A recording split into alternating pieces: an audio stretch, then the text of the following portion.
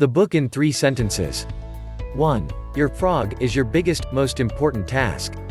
2. If you have 2 frogs, eat the ugliest one first. 3. If you have to eat a frog, don't procrastinate on it. The 5 big ideas.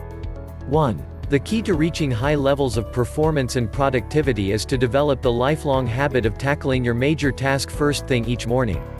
2. Think about your goals and review them daily. Every morning when you begin, take action on the most important task you can accomplish to achieve your most important goal at the moment. 3. Think on paper. 4. Always work from a list. 5. Your ability to choose between the important and the unimportant is the key determinant of your success in life and work. Eat that frog summary. Your frog is your biggest, most important task, the one you are most likely to procrastinate on if you don't do something about it. The first rule of frog eating is this: if you have to eat 2 frogs, eat the ugliest one first. Continually remind yourself that one of the most important decisions you make each day is what you will do immediately and what you will do later if you do it at all. The second rule of frog eating is this: if you have to eat a live frog at all, it doesn't pay to sit and look at it for very long. The key to reaching high levels of performance and productivity is to develop the lifelong habit of tackling your major task first thing each morning. 1. Set the table. Think on paper. One of the very worst uses of time is to do something very well that need not be done at all. Think about your goals and review them daily. Every morning when you begin, take action on the most important task you can accomplish to achieve your most important goal at the moment. 2. Plan every day in advance. Always work from a list. Make your list the night before for the workday ahead. You need different lists for different purposes. First, you should create a master list on which you write down everything you can think of that you want to do sometime in the future. Second, you should have a monthly list that you make at the end of the month for the month ahead. Third, you should have a weekly list where you plan your entire week in advance. Finally, you should transfer items from your monthly and weekly lists onto your daily list. 3. Apply the 80-20 rule to everything. Before you begin work, always ask yourself, is this task in the top 20% of my activities or in the bottom 80%? Resist the temptation to clear up small things first. Your ability to choose between the important and the unimportant is the key determinant of your success in life and work. 4. Consider the consequences.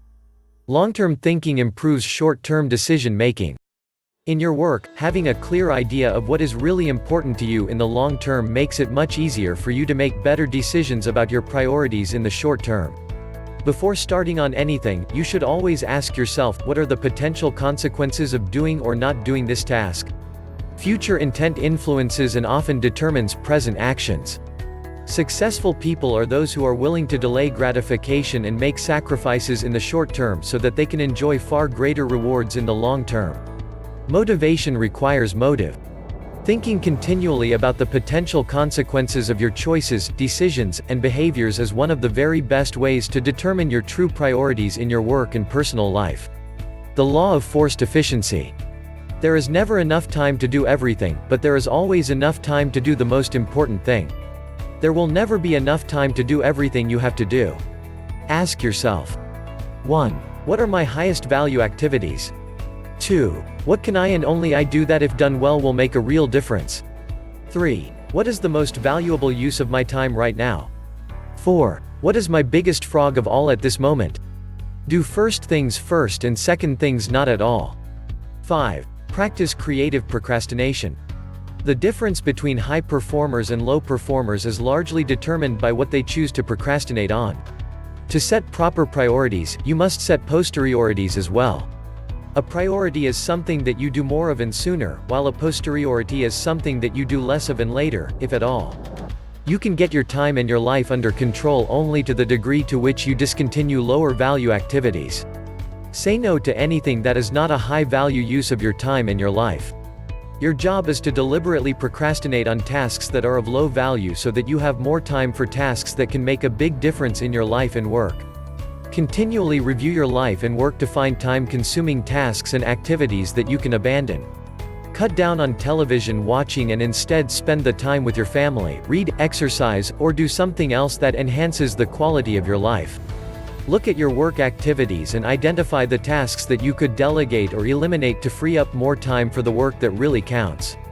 Ask yourself continually, if I were not doing this already, knowing what I now know, would I start doing it again today? 6. Focus on key result areas.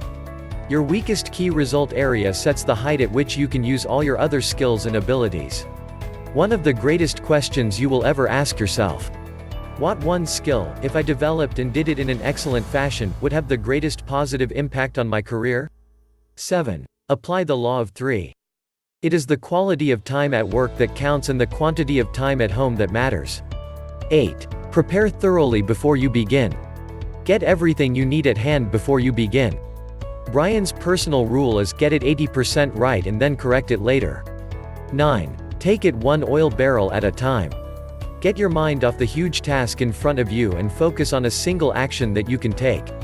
10. Upgrade your key skills. Continuous learning is the minimum requirement for success in any field. 11. Leverage your special talents. Continually ask yourself these key questions.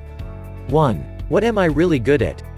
What do I enjoy the most about my work? 2. What has been most responsible for my success in the past? 3. If I could do any job at all, what job would it be? 12. Identify your key constraints. Successful people always begin the analysis of constraints by asking the question, what is it in me that is holding me back? Keep asking, what sets the speed at which I get the results I want? 13. Put the pressure on yourself. To reach your full potential, you must form the habit of putting the pressure on yourself and not waiting for someone else to come along and do it for you. Work as though you have only one day to get your most important jobs done. If you like this video, please like, share, subscribe, and don't forget to press the bell icon for future updates.